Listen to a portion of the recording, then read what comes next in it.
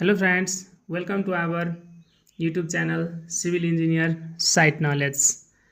आज मैं फिर से आप लोगों को बीच लेकर आ गया हूँ basic 50 important point for civil engineer and supervisor.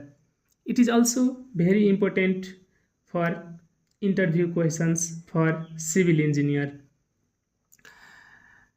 सभी सिविल इंजीनियरों के लिए ये बहुत ही इन्फॉर्मेटिव वीडियो होने वाला है। जैसे कि आज मैं 50 पॉइंट्स बेसिक पॉइंट्स बताने जा रहा हूँ इंटरव्यू के लिए और सभी सिविल साइट इंजीनियर के लिए जानना उतना ही ज़रूरी है।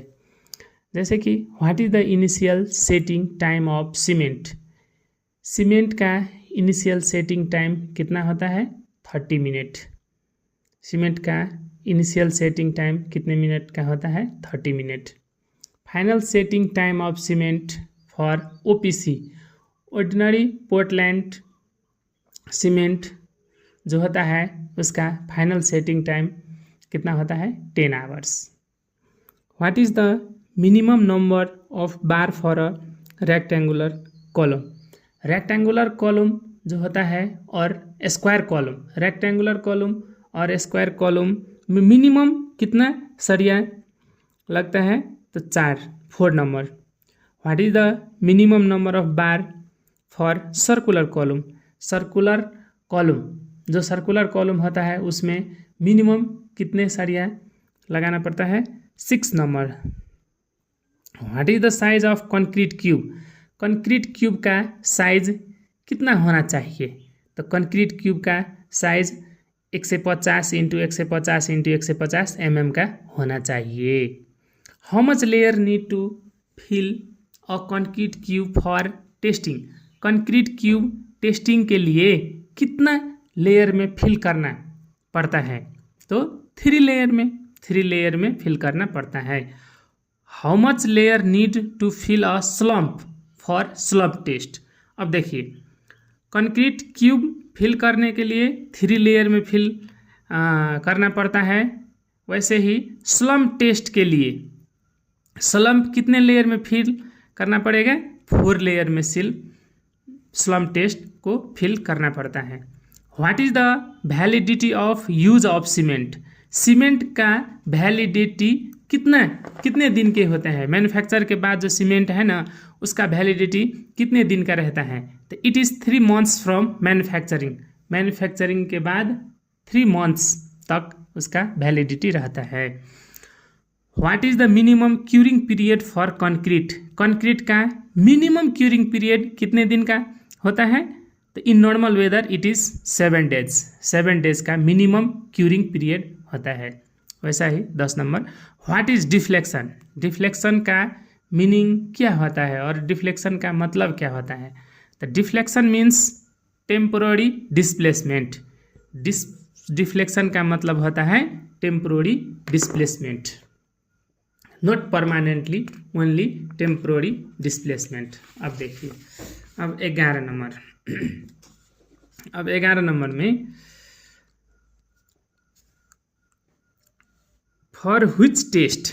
देखिए, अब for which test universal testing machine is used. कौन सा टेस्ट के लिए यूनिवर्सल टेस्टिंग मशीन यूज्ड होता है? तो compression test of concrete and tensile test of reinforcement. Concrete का कंप्रेशन टेस्ट के लिए और टेंसाइल टेस्ट, रेनफोर्समेंट का टेंसाइल टेस्ट के लिए जो है यूनिवर्सल टेस्टिंग मशीन यूज होता है। What is deformation. डिफॉर्मेशन का मतलब क्या होता है? तो deformation is a permanent displacement. Deformation क्या है? परमानेंट डिस्प्लेसमेंट है। अब जो है हम आगे पढ़े थे डिफ्लेक्शन। डिफ्लेक्शन जो है इसे टेम्पोररी डिस्प्लेसमेंट है और डिफॉर्मेशन जो है वो परमानेंट डिस्प्लेसमेंट है। ठीक है, अब देखिए, what is the formula for tensile strength of concrete. Concrete का टेंसाइल स्ट्रेंथ का फॉर्मूला क्या होता है? तो कंक्रीट का टेंसाइल स्ट्रेंथ निकालने का फॉर्मूला होता है 0.7 √/FC के। 0.7 √/FC के। वैसा ही which grade of concrete are called ordinary concrete. अब कौन सा कंक्रीट का कौन सा ग्रेड है जिन्हें कहा जाता है ऑर्डिनरी कंक्रीट? तो M10 to M20 concrete are ordinary concrete. कितने? M10 से लेके ग्रेड M20 तक का ऑर्डिनरी कंक्रीट कहा जाता है। Which grade of concrete are called standard concrete. अब देखिए स्टैंडर्ड कंक्रीट कौन सा ग्रेड ऑफ कंक्रीट का स्टैंडर्ड कंक्रीट कहा जाता है? तो देखिए M25 to M35 बीच का ग्रेड का स्टैंडर्ड कंक्रीट कहा जाता है। Which grade of concrete are called high strength concrete. अब देखिए अब कौन सा ग्रेड का कंक्रीट का हाई स्ट्रेंथ कंक्रीट कहा जाता है? तो high strength concrete M60 to M80, M60 से लेके M80 तक का ग्रेड का कंक्रीट का हाई स्ट्रेंथ कंक्रीट कहा जाता है। वैसा ही how much time required to mix concrete in a mixer machine. जो हम मिक्सर मशीन में जो कंक्रीट मिक्स करते हैं उससे कितना टाइम मिक्स करना चाहिए?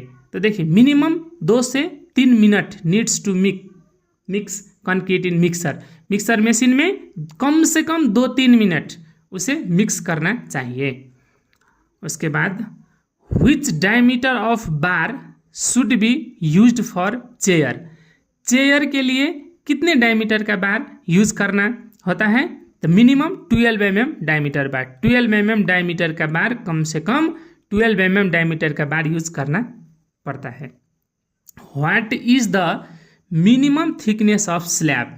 स्लैब का मिनिमम थिकनेस कितना होता है, कितना रहना चाहिए? तो minimum thickness of slab should be 125 mm। 125 mm minimum thickness of slab कितना रहना चाहिए? 125 mm का रहना चाहिए। अब उसके बाद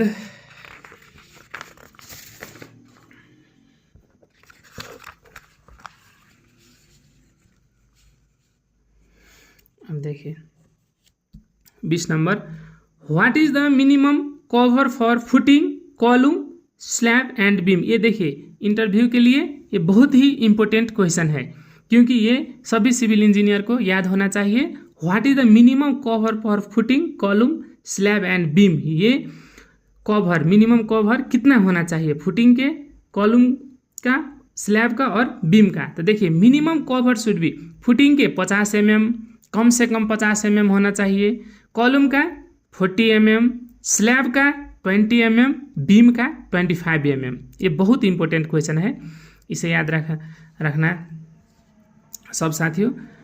अब देखिए 21 number how much water absorption is allowed for brick. Brick का वाटर एब्जॉर्प्शन कितना होना चाहिए? Not more than 20%। यदि अच्छा ब्रिक है तो उसे 20% से ज़्यादा वाटर एब्जॉर्प्शन नहीं होना चाहिए। यदि 20% से ज़्यादा है तो वो ब्रिक स्टेबल ड्यूरेबिलिटी वो ब्रिक का नहीं होगा। उसके बाद what is the minimum diameter of dowels bar. Dowels bar का मिनिमम डायमीटर कितना होना चाहिए? तो डबल्स बार का मिनिमम डायमीटर जो है 12 mm का होना चाहिए। उसके बाद देखिए what is the minimum allowable pH value of water. जो हम वाटर यूज करते हैं ना कंस्ट्रक्शन मटेरियल के लिए उसका पीएच वैल्यू कितना कम से कम कितना होना चाहिए? तो it is not less than 6। PH value जो है जो पानी हम कंस्ट्रक्शन साइट में यूज़ करते हैं उसका पीएच वैल्यू जो है वो 6 से कम नहीं होना चाहिए। उसके बाद what is the lap length of bars for compression zone. Compression zone के लिए लैप लेंथ कितना होना चाहिए? कंप्रेशन जोन के लिए लैप लेंथ का फॉर्मूला होता है 24D। 24D डी का मतलब डायमीटर। जैसा कि डायमीटर 10 mm का हम रॉड यूज़ करते हैं तो 24 × 10 240 mm का होना चाहिए लैप लेंथ। ओके, अब वैसा ही what is the lap length of bar for M20 grade concrete. M20 grade concrete का लैप लेंथ का बार कितना होना चाहिए? What is the lap length of bar for M20 grade concrete. M20 grade concrete का lap length bar कितना होना चाहिए? तो देखिए इसका फॉर्मूला होता है कॉलम के लिए 45D, बीम के लिए 60D और स्लैब के लिए 60D। ये इंटरव्यू क्वेश्चन के लिए बहुत इंपॉर्टेंट है 60D। उसके बाद what is the lap length of bars for tension zone. अब देखिए कंप्रेशन जोन के अगाड़ी हम पढ़े थे what is the lap length of the compression zone क्या था 24D। वैसा ही what is the lap length of tension zone, tension zone का लैप लेंथ कितना होना चाहिए 50D to 60D। Tension zone का लैप लेंथ जो है वो 50D to 60D और D का मतलब होता है डायमीटर। अब वीडियो बहुत लंबा होने वाला है इसीलिए आज ये 26 और दूसरे वीडियो में हम जल्द ही दूसरे वीडियो लेकर के आएंगे। धन्यवाद। YouTube channel civil engineer site knowledge सभी इंजीनियर साथी सब्सक्राइब करिएगा ऐसा ही इन्फॉर्मेटिव वीडियो के लिए।